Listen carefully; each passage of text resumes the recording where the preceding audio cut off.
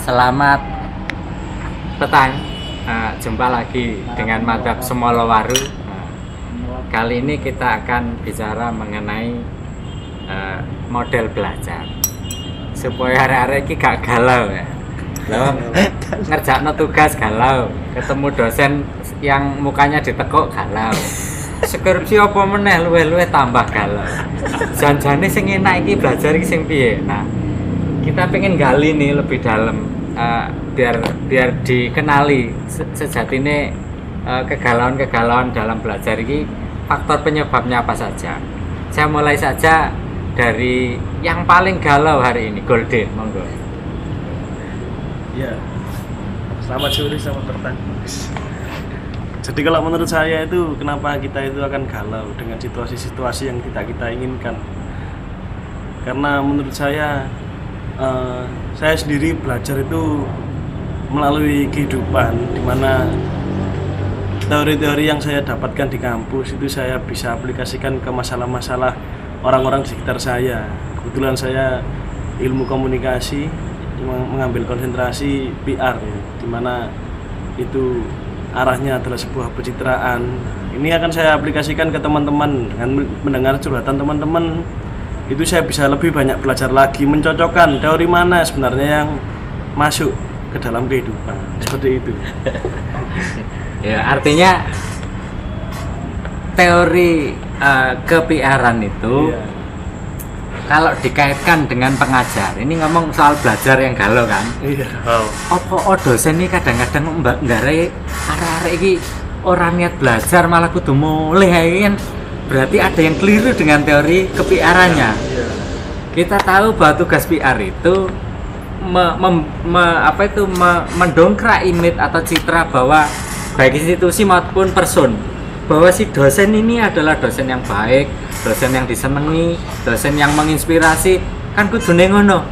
Aneng saiki arek-arek kae kok padha blendes wae mlebu gembruduk mung rebutan absen mari ngono klesat-kleset sikile kudu mulai. Ha iki kan berarti ana masalah dengan teori ke-PR-an. Nah, iki kira-kira iki apa iya to? Dosen iki ngajar PR ning ora iso nerapno teori-teori PR iki ning awake dhewe. Piye Golden dulu lagi. Coba. Iya. Kalau menurut saya ya itu harusnya ya para pengajar ini melihat. Enggak apa-apa deh, campur. Iya, melihatlah kondisi mahasiswanya, menganalisa sebenarnya apa yang dibutuhkan mahasiswa, kan seperti itu harusnya, dan melakukan tindakan sesuai yang diinginkan mahasiswanya. Jadi kalau kondisi sekarang ini kan para pengajar ini terbatasi oleh aturan-aturan yang sudah ada. Bagaimana seharusnya mengajar seperti tanpa melihat kondisinya, kalau saya lihat, Pak. Gitu. Jadi yang kurang ya itu menganalisa sebenarnya apa yang dibutuhkan mahasiswa, apa yang mahasiswa suka ini yang seperti apa, kan gitu harusnya. Karena kalau sudah mahasiswa suka, itu pasti proses belajar mengajar apapun itu pasti akan menyenangkan. Kalau mahasiswanya suka dan nyaman lah, intinya kenyamanan. Oke.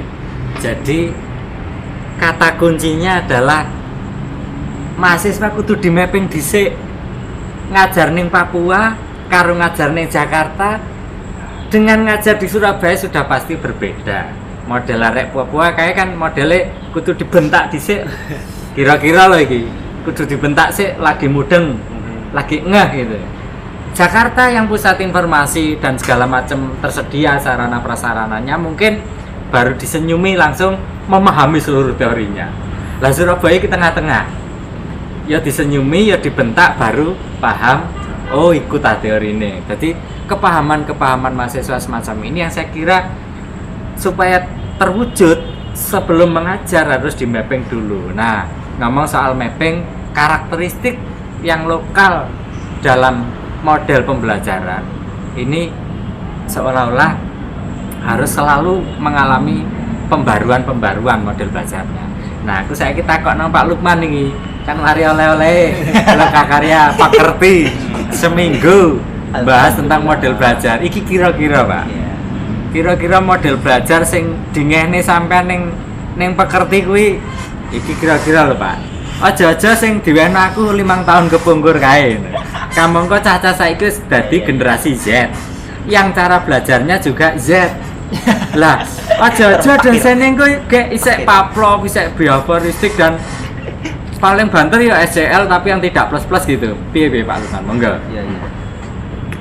Sebelumnya saya mengucapkan rasa terima kasih sekali pada pihak Kopertis yang telah mengadakan pelatihan yang sangat mencerahkan ini ya. Wih, bosan lagi. Jadi memang benar dari apa yang saya dapatkan itu dari analisis dari Pak Didin itu benar adanya. Jadi Golden Pak yang analisis. golden. Nah, malah justru timbul dari mahasiswa sendiri ya. Dari cerita hati mahasiswa sendiri. Jadi memang benar. Jadi adanya proses mapping dari dosen itu tidak bisa dilepaskan. Jadi dosen harus memiliki kejelian dalam membuat mapping kapasitas atau kompetensi dari mahasiswa itu sendiri. Tetapi adanya SCL seperti yang direkomendasikan itu memang sudah menjadi kurikulum yang sudah kita akuisisi. Jadi tidak terlepas dari bongkar pasangnya kurikulum yang sudah ada sampai saat ini, saya harap kita memiliki visi pendidikan yang jelas. Jadi kalau sudah KBK, kurikulum berbasis kompetensi dan menerapkan student center learning, di mana mahasiswa adalah poros utama dalam pengembangan pendidikan ini, bukan lagi dosen yang menjadi aktor utama.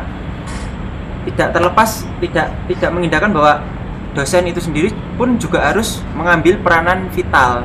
Artinya dinamo, yang menjadi dinamo bagi mahasiswa itu adalah dosen.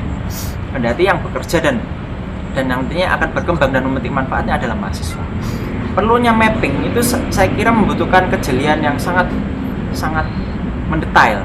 Artinya kita harus memetik hikmah atau kita harus memiliki rasa adil dalam melihat kompetensi mahasiswa itu sendiri. Jadi mahasiswa itu kan terdiri dari bermacam-macam kompetensi atau kapasitas. Ada yang mungkin dia kuat dalam aspek kognitifnya, ada yang dia kuat dalam aspek psikomotoriknya atau afeksinya. Nah,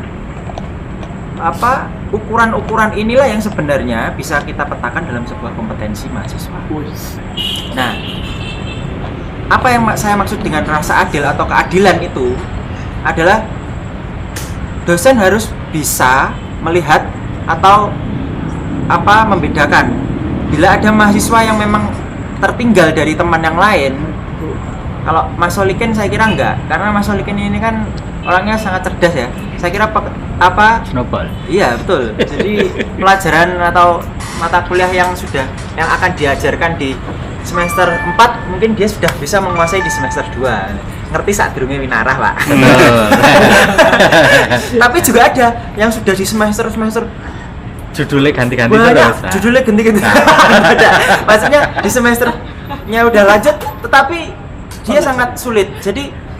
Jadi asas keadilan ini harus dimiliki oleh seorang dosen. Artinya harus ada, kalaupun ada kasus seperti itu, sebaiknya seyogianya dosen itu mengambil jalan remedi bila ada mahasiswa yang tertinggal. Kalau ada mahasiswa yang contohnya seperti Mas Solikin ya, bisa jadi dia harus diikutkan di semester pendek supaya dia bisa melalui akselerasi yang cepat gitu ya, yang cepat tapi juga berkualitas karena dia memiliki kompetensi yang lebih baik. Nah, adanya kejelian melihat kompetensi dari mahasiswa ini bisa kita ukur pada semester awal sebenarnya. Nah, disinilah letak dosen yang mengampu di mata kuliah dasar.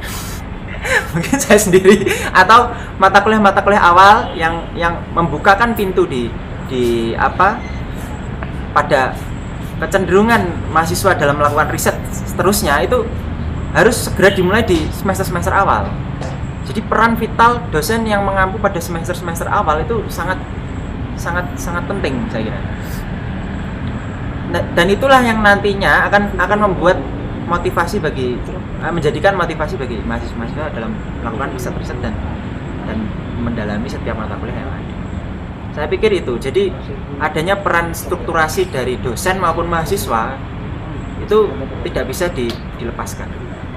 Nah, adanya kegiatan-kegiatan seperti ini Pak Didin yang selalu sambung rosol, dialektis terhadap mahasiswanya itu sebenarnya dalam upaya itu.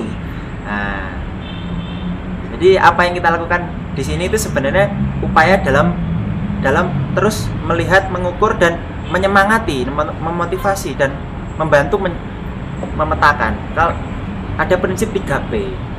Jadi P itu adalah jika kamu ingin belajar itu yang pertama adalah person. Pelajar by library, dari pustaka. Yang kedua adalah by place. Kamu mendatangi tempat-tempat yang kamu bisa mendapatkan pengetahuan. Yang ketiga adalah by person. Nah, saya kira kegiatan-kegiatan semacam ini adalah upaya dalam menerapkan P ketiga itu tadi. Jadi mendatangi person-person atau orang-orang yang barangkali bisa memberikan inspirasi terhadap passion riset yang akan kita lakukan. Oke, jadi kata kuncinya dosen diminta sebagai dinamisator, tetapi di lain pihak dosen juga harus melakukan mapping pada mahasiswa, diprioritaskan di semester awal. Ada persoalan di sana, Pak. Bolehlah dalam melakukan mapping atau mendalami mahasiswa sebelum diberi treatment kira-kira model belajar apa yang tepat bagi mereka, itu ada problem itu berangkat dari ukuran, Pak. Ukuran selama ini yang digunakan oleh lembaga pendidikan tinggi itu masih berkutat pada wilayah ujian tulis misalnya, atau sesi tanya jawab, testamen kayak. Nah, padahal untuk bisa melakukan mapping mahasiswa iki ora mung goro-goro iki jawab tes tulisnya apik nilainya, oh berarti oke, dia kemampuannya di situ berarti. Ada yang oralnya kuat, jadi lesan itu semua bisa dialektis dia. Ada juga yang memang anak ini yang punya kecerdasan di luar yang saya sebutkan tadi, yang tidak tes tulis dan juga tidak oral, neng langsung rupa laku, perilaku, kebiasaan. Kan pendidikan itu to know, lalu to learn, lalu to do, to know, to learn, dan to be together. Nah itu. Jadi merui, lalu mempelajari, memahami, lalu kemudian melaksanakan, bahkan mengintegral menjadi karakter di dalam dirinya. Lah, sing tak sebut mahasiswa sing nulis iki ora cetha, dijak takon pitakon oral iki ya ora mudeng, ning dalam lakune bener. Cerdas di dalam laku. Nah, sementara ukuran tes itu yang digunakan hanya tes tulis dan tes lisan. Ini menjawab, ya tadi mohon maaf saya agak membuli salah satu teman nih, judul kok gonta-ganti. Artinya apa yang dilakukan oleh teman mahasiswa yang judulnya berganti-ganti? Ini sebenarnya dia punya kecerdasan di bidang laku. Laku. Karena dia punya di dalam dirinya, oh iki ra cocok, iki meneh, iki ra cocok. Berarti dia sebenarnya punya analisis tinggi, neng diukur dari ukuran-ukuran tadi itu dianggap tidak mampu karena ukurannya yang salah. Kudune nek ukurannya anak punya kecerdasan di bidang laku, ya ukurannya ya harus digeser. Nah, ini persoalan mapping. Oke. Nah, sekarang kalau ini sudah dipahami semua bahwa ada karakter-karakter yang beda-beda di level peserta didik yang potensinya juga macam-macam ini, maka kemudian nampaknya SCL juga harus memperbaiki terutama di dalam parametriknya. Nah, saiki aku takon nek nanggone praktek sehari-hari kuliah iki. Ke Pak Jar sekarang. Jar, dosen-dosenmu sejauh yang kamu ketahui, apakah mereka sudah melaksanakan ngetes mahasiswa niki sesuai dengan potensinya si mahasiswa itu? Orang mung tulis. Coba silakan aja.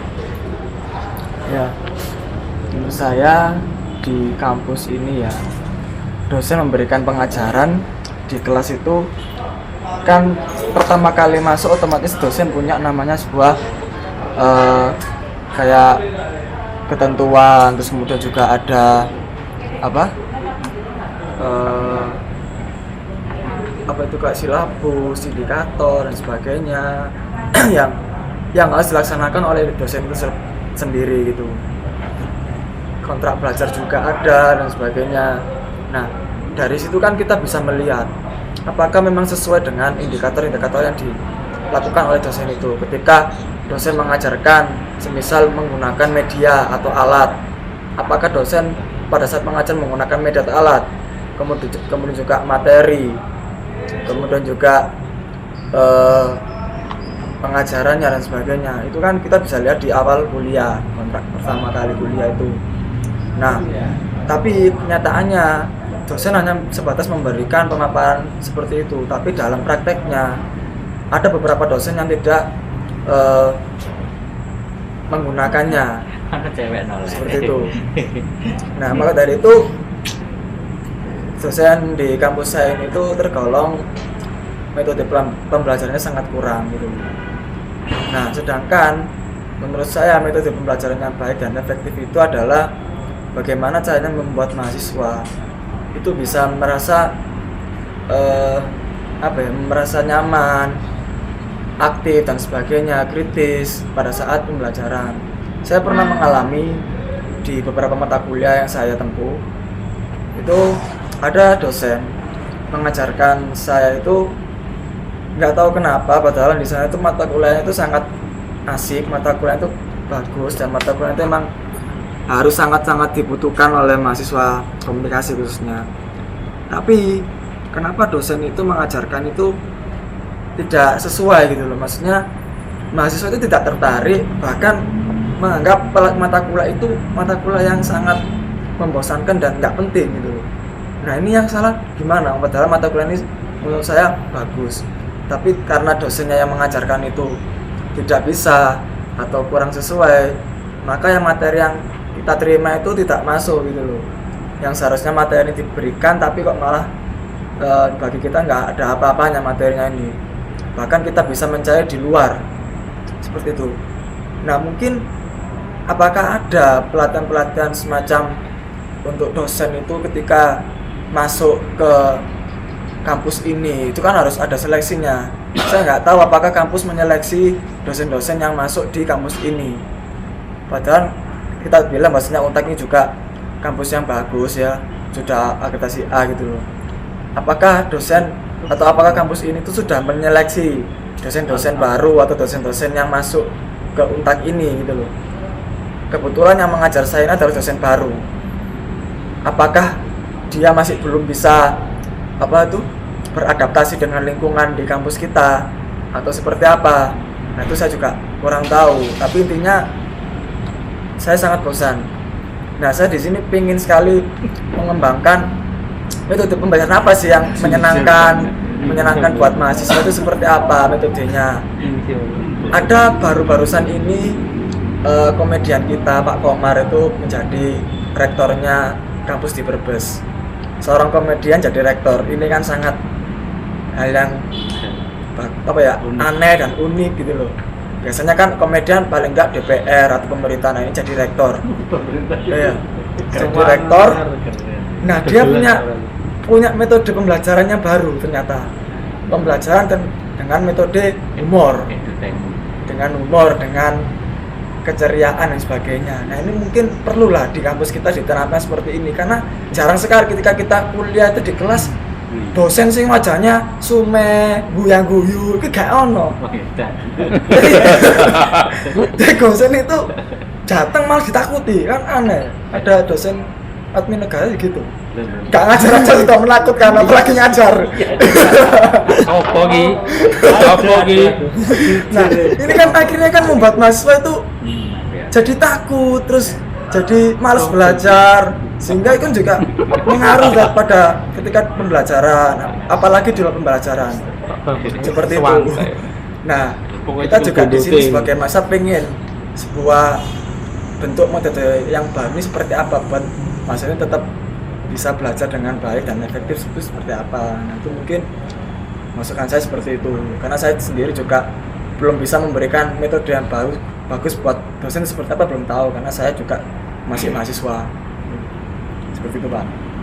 Oke, jadi yang bisa saya tangkap dari Mas Fajar adalah diperlukan kekayaan hasanah, referensi, wacana bagi seorang pengajar, lebih-lebih di pendidikan tinggi, lebih-lebih pula di era generasi Z, era IT. Justru paradoknya di situ. Di satu sisi pengajar ini harus mampu memberi stimulus kepada mahasiswa untuk melakukan pembelajaran sendiri.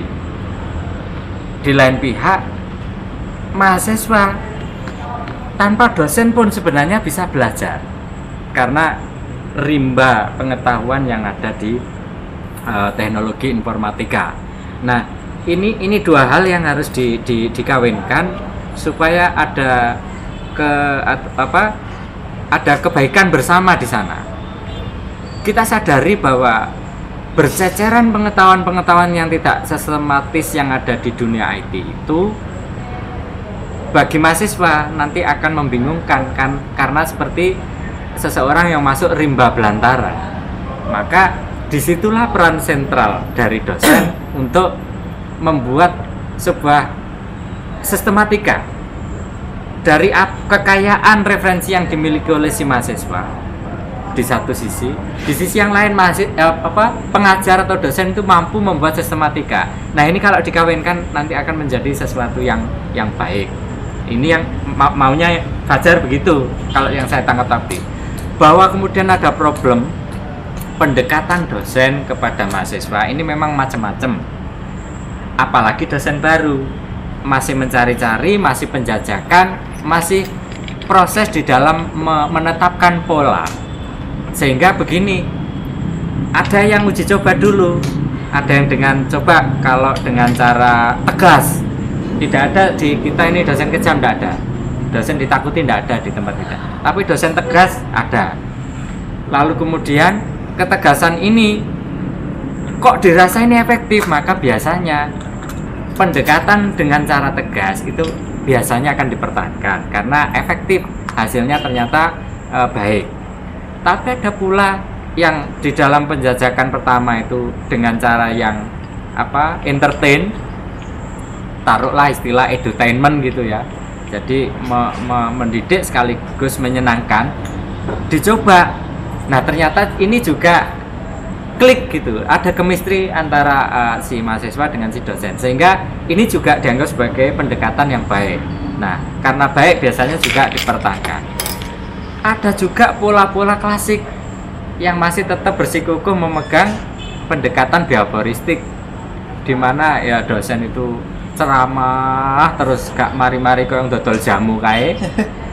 Tapi ternyata ini kalau baik ya juga biasanya dipertahankan. Nah, saya pikir berpulang pada gaya atau style masing-masing, seleranya di mana.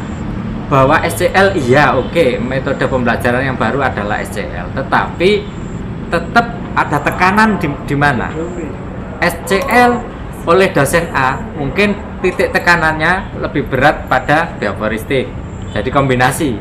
SCL di dosen B mungkin tekanannya pada entertainment, mungkin itu juga jadi titik tekan di sana.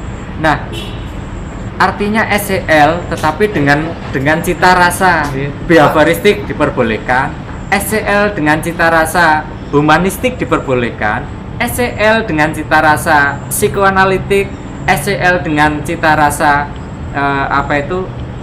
kognitif yang lain-lain diperbolehkan. Sehingga 4 pendekatan menurut psikologi itu, pendekatan kognisi, psikoanalisa, behavioristik, humanistik, ini semua ini tergantung pada gaya masing-masing, sehingga ini berpulang pada selera. Intinya adalah SCL. Nah, terkait dengan SCL maka yang dituntut aktif memang mahasiswa. Sekarang saya ingin beralih ke ini Wahyu dulu. Wahyu, selama ini kan dosen-dosen ini sudah dituntut untuk model belajarnya SCL, tetapi cita rasa yang sering muncul yang mewarnai itu SCL yang sebelah mana yang Wahyu hadapi? Silakan Wahyu. Mungkin lebih dahulu saya mau menanyakan SCR itu seperti apa modelnya. Student Center Learning. Jadi pembelajaran yang berbasis pada aktifnya mahasiswa. Oh ya. Saya merasa kalau seandainya beberapa dosen itu lebih melatih untuk mahasiswanya itu lebih aktif lagi, dan juga bagaimana mahasiswanya itu bisa menekankan dirinya itu untuk selalu berkembang. Keinginan dosen itu seperti itu. Tapi di lain sisi juga itu mahasiswa susah ataupun tidak mau dipersulit akan keadaan yang ada sama dosen yang seperti itu, Pak. Jadi itu melihat dari sisi mana dulu. Jadi dosennya, kalau dosennya seperti itu, intinya bisa melakukan mengembangkan, intinya bisa mau melakukan pengembangan tersebut. Tapi kalau seandainya mahasiswanya tidak mau dikembangkan, ya sama saja. Intinya harus dosen sama mahasiswa harus saling mengerti dan klop, seperti itu. Ya, Intisarinya seperti itu. berarti menurut Wahyu, kontrak kuliah pertama kali nampaknya adalah momen yang paling strategis. Jadi di hari pertama masuk kuliah ada perjanjian antara dosen dan mahasiswa, sekaligus menentukan melakukan mapping, lalu pendekatan, terus treatmentnya harus bagaimana. Nampaknya itu teramat penting di hari pertama saat perkuliahan. Disitulah kontrak belajar disepakati oleh kedua belah pihak. Tetapi begini, namanya kontrak perjanjian, yo kadang-kadang ono ingkar janjine rek, iki menungso biasa. Kadang-kadang yo mahasiswane blendes, orang mlebu kuliah, kadang-kadang ya dosennya beralangan dan sebagainya. Ini manusiawi. Yang ingin saya tanyakan, hasil capaian setelah perkuliahan ini selesai, kemudian kalau ada nilai itu yang ternyata di bawah rata-rata, taruhlah nilainya jelek, ini sesungguhnya kegagalan si dosen ataukah mahasiswanya yang bodoh? Nah, selama ini yang seringkali dicurigai adalah mahasiswanya yang bodoh, padahal belum tentu. Ingat tadi setiap manusia punya potensi yang berbeda-beda. Kecerdasan tulis, kecerdasan oral, ada yang kecerdasan laku. Nah, ojo-ojo dosennya sing gagal. Nah, untuk mengetahui ke arah itu saya ingin beranjak ke Solikin. Menurut Solikin, lek awakmu pas gak lulus utawa nilaimu pas jeblok kae, kira-kira sing gagal awakmu apa dosenmu? Wis ngono ae cetone. Apa nilai, masalah nilai itu tadi Pak ya. Nah, kita kembali lagi ke personal Pak ya. Apakah saya sudah melakukan kewajiban atau tidak?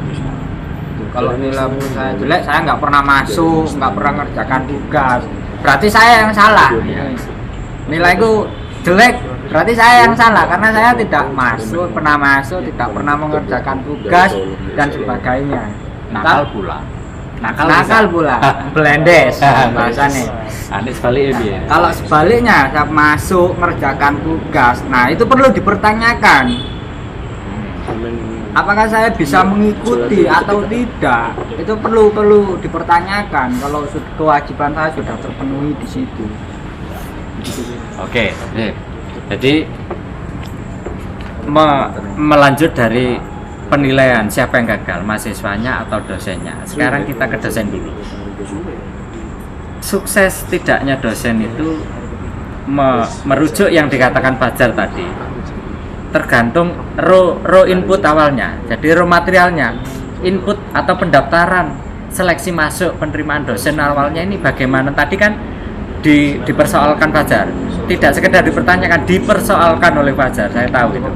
Nah, saya akan jawab. Ada micro teaching di sana. Micro teaching ini sebenarnya adalah salah satu alat seleksi yang digunakan oleh panitia rekrutmen di antara alat-alat ukur yang sekian banyak ini tadi.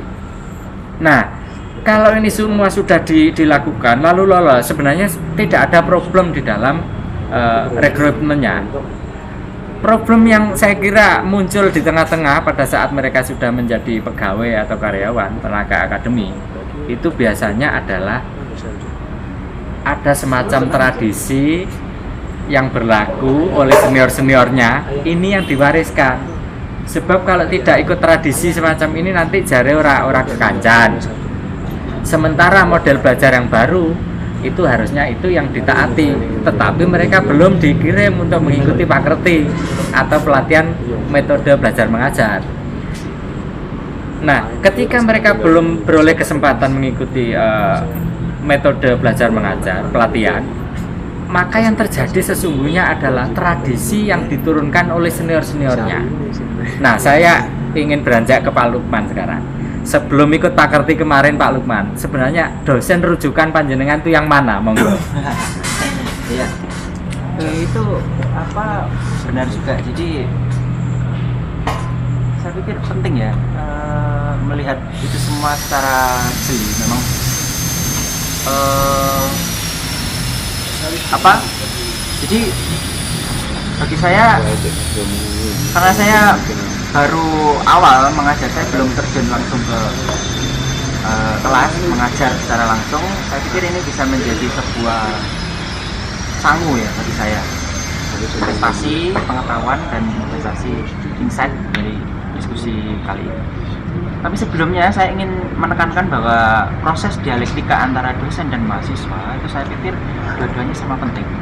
Artinya metode pembelajaran behavioristik ataupun nanti pada akhirnya ke humanistik, di mana dia berorientasi pada siswa itu sebagai hak-hak kemanusiaannya yang harus dipenuhi, sebagai bukan hanya gelas yang siap menerima air sampai kapanpun. Kita harus menggarisbawahi sebenarnya kita ini sekolah atau sampai pada perguruan tinggi itu mencari pelajaran atau dalam rangka pendidikan. Jadi pembelajaran atau pendidikan sebenarnya.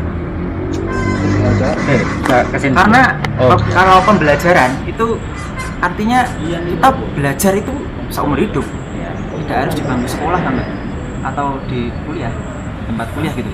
Belajar itu sampai tua pun kita terus belajar gitu. Tapi kalau pendidikan itu yang dituju adalah karakter. Ada yang mengatakan bahwa pendidikan yang paling baik itu adalah pendidikan militer, bahkan. Karena mencetak berbagai macam-macam orang latar belakang menjadi satu karakter yang sama, menjadi satu karakter yang memiliki visi yang sama. Artinya pendidikan di sini yang berhasil ada pendidikan behavioristik, ya kan? Di situ keunggulan pendidikan yang berbasis militer. Tapi di perguruan tinggi hal-hal semacam ini mungkin kita bisa melihat Mark Zuckerberg itu kira-kira gimana? Terus kemudian Steve Jobs, saya pikir disitulah dalam menggarisbawahi pembelajaran dan pendidikan itu adalah dua hal yang saya pikir harus dipikirkan lagi. Jadi jangan sampai mahasiswa itu given dalam artinya menerima semuanya apa yang dikatakan oleh atau apa yang disodorkan itu diterima sebagai hal yang given gitu, yang begitu saja. Harus ada critical thinking gitu di situ. Mahasiswa harus kritis di situ. Jadi mempertanyakan dan mencari makna terdalam dari semua ini apa gitu. Makanya ada yang bilang bahwa ketika kita sudah memperoleh gelar sarjana itu sebenarnya apa filosofi dari toga itu kenapa bisa segi lima? Artinya di sini kenapa nggak bulat atau segitiga atau lonjong atau satu aja itu? Di situ mungkin bisa jadi mahasiswa itu ketika lulus dia dihadapkan pada segala persoalan yang dari berbagai macam penjuru, tapi dia juga memiliki macam-macam perspektif dan sudut pandang dalam menyelesaikan masalah. Dia memiliki kemampuan sebagai seorang problem solver. Jadi ketika dia lulus sebagai sarjana dengan berbekal pendidikan yang dia dapat di bangku kuliah itu dia memiliki sebuah senjata gitu, sebuah pisau analisis, sebuah gaman gitu yang menjadi bekal dalam kehidupannya dalam melakukan proses pembelajaran yang seumur hidup itu tadi. Jadi jangan berkecil hati, saya pikir. Kalaupun kita lemah di salah satu sisi di kognitif, tapi kita agak kuat atau dominan di sisi psikomotoriknya, dalam oral, dalam praktek, dalam mendemonstrasikan sesuatu, atau kita memiliki rasa empati, afeksi, jadi kepekaan dan etika dalam memaknai sebuah pengetahuan. Saya pikir, nah ini yang harus diketahui mahasiswa. Jadi mahasiswa, saya pikir, adalah satu agen yang kembali lagi, Pak, dimana dia menjadi bagian dari bangsa ini, dari masa depan bangsa ini. Saya pikir kembali lagi bahwa kita ini sebagai agen strukturasi dalam dunia pendidikan, karena kita mencetak karakter yang begitu vital dalam kehidupan ini. Oke, saya nangkap yang diurai oleh Pak Lukman ini banyak hal ya. Ada afeksi, ada kognisi, ada konasi di sana. Tapi ada yang ingin saya tindak lanjuti. Pak Lukman mencoba melakukan pemilahan antara studying, lalu education, learning ya, lalu juga schooling. Jadi apa bedanya belajar, apa bedanya pendidikan, dan apa bedanya sekolah, kan gitu. Dikatakan oleh Pak Lukman bahwa yang namanya belajar itu ya sampai mati.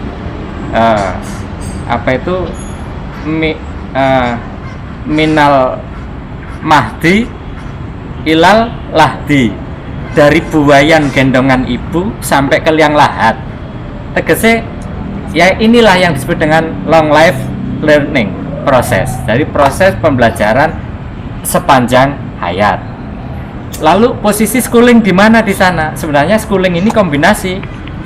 Jadi dibentuknya schooling atau lembaga-lembaga pendidikan ini adalah untuk melakukan kedua hal itu, Pak Lukman. Ya belajar, ya sekaligus juga pendidikan. Nek pendidikan lebih ke arah mentalitas, karakteristik, etos dan sebagainya. Yang menjurusnya lebih ke spiritnya. Semacam, tetapi kalau yang belajar, yang belajar itu lebih ke rasionya, kepada pengetahuannya dan sebagainya. Nah, saya pikir kombinasi dua hal ini mampu diwadahi oleh schooling. Problemnya adalah schooling hari ini lebih berat kemana? Nah, ini gadok karo kepentingan industri kae. Industri ki ora butuh wong sing berkarakter kepribadian bangsa, berbudaya, wis gampang nomor sekian, sing penting link and match. Jadi yang diminta oleh industri adalah lulusan schooling yang siap menjadi tenaga kerja. Sehingga wajar kalau misalnya Pak Lukman tadi menyitir bahwa pendidikan terbaik adalah pendidikan militer. Menurut saya Pak Lukman, di sisi itu agaknya kita akan lebih diskusi panjang lagi, karena begini. Ini ideal. Ya, manusia bagi saya itu punya potensi, punya daya imaji, punya kreativitas, punya inovasi, punya macam-macam, bahkan impian, khayalan itu melengkapi potensi-potensi manusia. Lah potensi-potensi ini sebagian besar diberangus, lalu hanya satu potensi yang dimunculkan, yakni rasionya misalnya. Nah, kalau sudah semacam ini, maka saya boleh mengatakan bahwa apa sih bedanya schooling hari ini dengan proses injeksi, di mana di tiap kepala si siswa atau mahasiswa ini diinjeksi ke dalam batok kepalanya itu dalil, rumusan, tesis, hukum, paradigma dan sebagainya. Sehingga kalau mahasiswa atau siswa diperlakukan seperti itu, maka tak ubahnya seperti keranjang arsip. Saya mau ngomong keranjang sampah ning sungkan, Mas. Keranjang arsip yang dari waktu ke waktu siap dijejali dengan ceceran-ceceran pengetahuan itu. Dia tidak diberi kesempatan sama sekali untuk mengeksplor potensinya, di mana dia punya potensi yang impian, khayalan, lalu kemudian intuisi, spirit dan sebagainya. Ini diberangus karena schooling kita nampaknya lebih mengabdi atau menghamba kepada kebutuhan industri. Nah, hal yang semacam inilah lalu yang kemudian menjadi keprihatinan bagi pendidikan bangsa ini. Jauh panggang dari api kalau model-model seperti ini tetap diterapkan. Jika misi sucinya adalah menciptakan manusia berkarakter kebangsaan, tidak mungkin itu akan terjadi. Jadi karakter nation building ini omong kosong menurut saya kalau kurikulum terus pendidikan schooling kita masih tetap seperti ini. Nah, menjawab tantangan yang semacam ini, saya ingin ke generasi muda lagi, Pak Lukman. Golden, benarkah menurutmu Anda ini korban dari schooling? Ya, membahas tentang tadi ya, manusia itu seharusnya banyak sekali potensi-potensi. Ya memang seperti itu kenyataannya, bahwa kita ini terpaksa gitu. Kita terpaksa untuk melakukan sebuah apa yang diinginkan oleh para penguasa. Bagaimana pendidikan itu seharusnya, bagaimana masyarakat seharusnya berpikir seperti apa tanpa ada kebebasan. Nah, kita melihat dari bagaimana para orang-orang penggiat seni ya itu belajar, inilah yang harus kita contoh sedikit banyaknya kita contoh dari para penggiat seni ini. Mereka belajar sesuai apa yang dia inginkan, melalui apa yang sebenarnya dia butuhkan, dan berdasarkan apa itu keinginan dia ke depannya atau cita-citanya. Nah, di sini yang kita lihat kan kenyataannya banyak sekali mahasiswa ini memiliki cita-cita yang terbentuk setelah dia menjalani proses pendidikan ini, padahal seharusnya masa depan seseorang tersebut itu dipilihnya dengan melihat kondisinya sekarang. Nah ini Pak, saya juga sebenarnya bingung gitu, dimana orang-orang yang bebas ini, yang bisa kita katakan ini merdeka dalam dirinya, yang berpikir sesuai apa yang dia inginkan, melakukan hal-hal apa yang dia butuhkan gitu. Ini malah dianggap sebagai penyelewengan.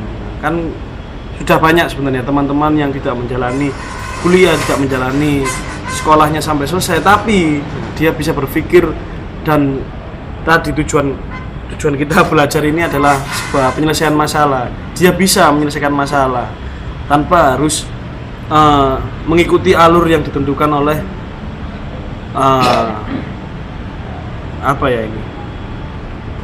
orang-orang yang memikirkan kita gitu, tanpa mengikuti alurnya, tapi dia bisa. Tapi ya kelemahannya itu, dia dianggap tidak berkualitas tanpa adanya seperti sebuah lisensi, tidak ada sebuah ijazah. Padahal saya melihatnya orang-orang yang seperti inilah yang sebenarnya lebih berkualitas, karena dia bebas berpikir, dia terus berimajinasi, terus menyelesaikan banyak masalah, belajar dari masalah, hingga akhirnya dia menjadi orang yang berkualitas itu, seperti itu.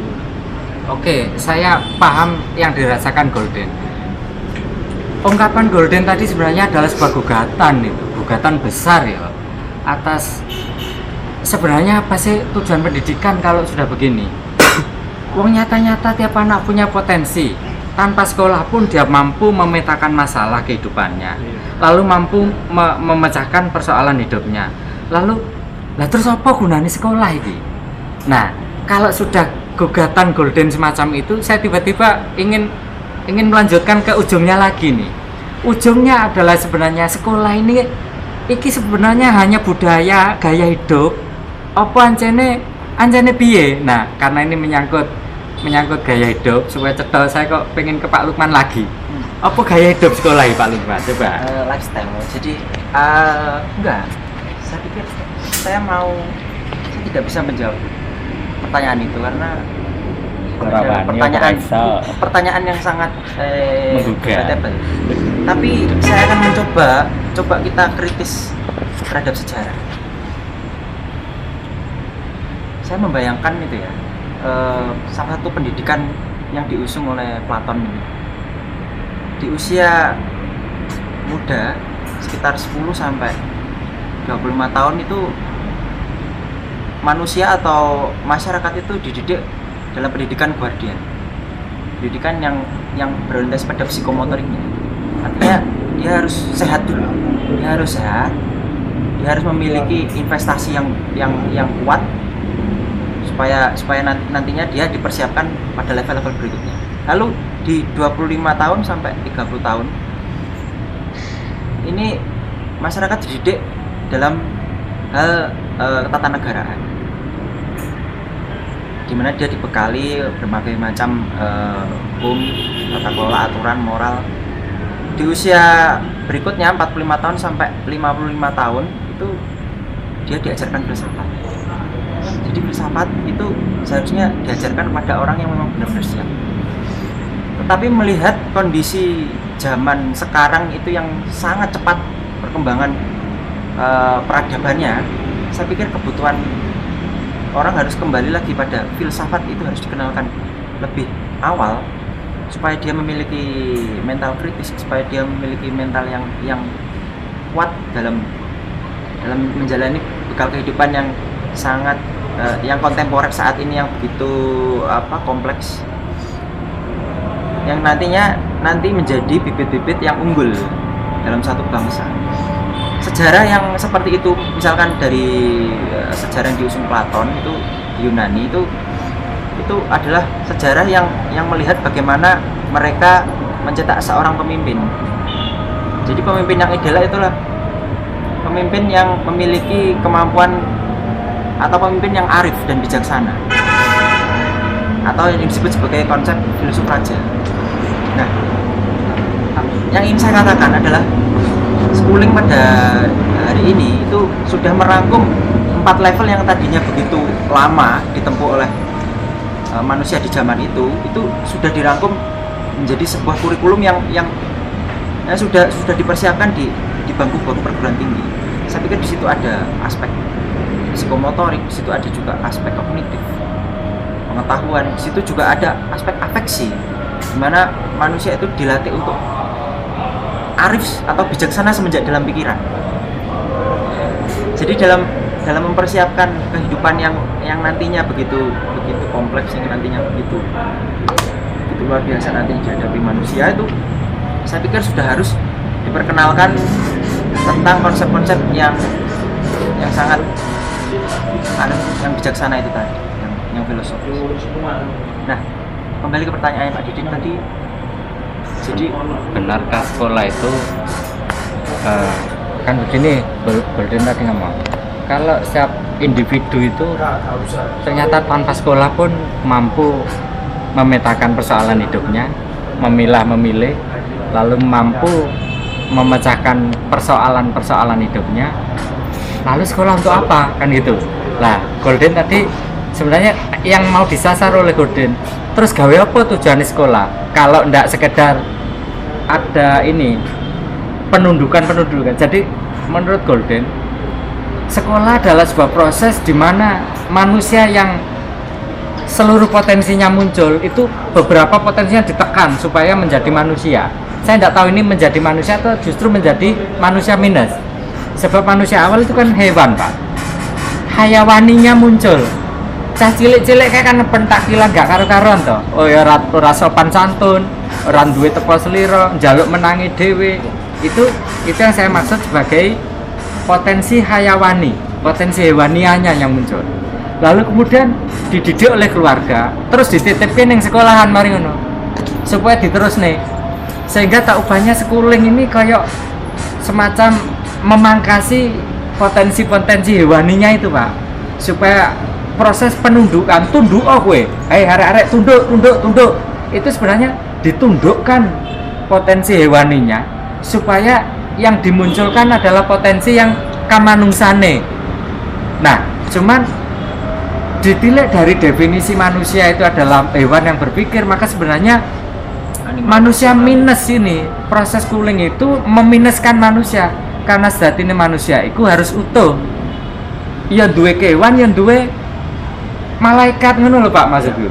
Nah, piye cetone piye? Nek ngono piye? Ya saya pikir Apa itu sesuatu yang sangat nah, jelas. sebentar. Kalau itu tidak, berarti kan sekolah iki mau gaya hidup.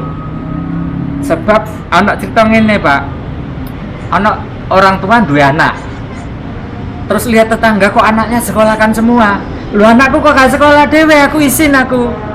Nah, supaya gak izin ya anakku kudu sekolah pisan. Iki apa arane nek gaya hidup atau budaya?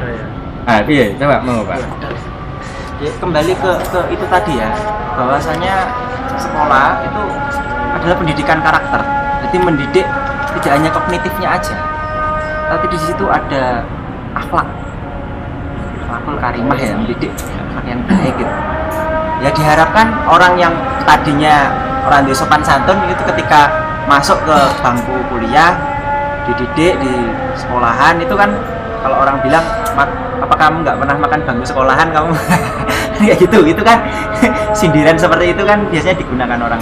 Nah itu saya pikir yang ingin dicapai itu, jadi dalam satu capaian pembelajaran dalam satu mata kuliah itu kan diharapkan dari berbagai macam potensi baik hewani, alamiah atau yang sangat fluktuatif itu tadi bisa diarahkan menjadi pendidikan yang berkarakter, itu manusia yang berkarakter, yang berakhlak.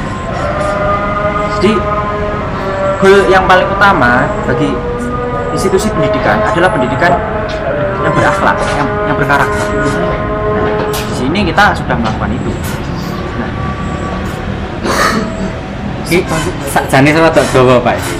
Sakjane sing butuh karakter, butuh sopan santun iki sapa? Engko ujunge cita rasane mesti maksian, Pak. ya, Mergo ngene.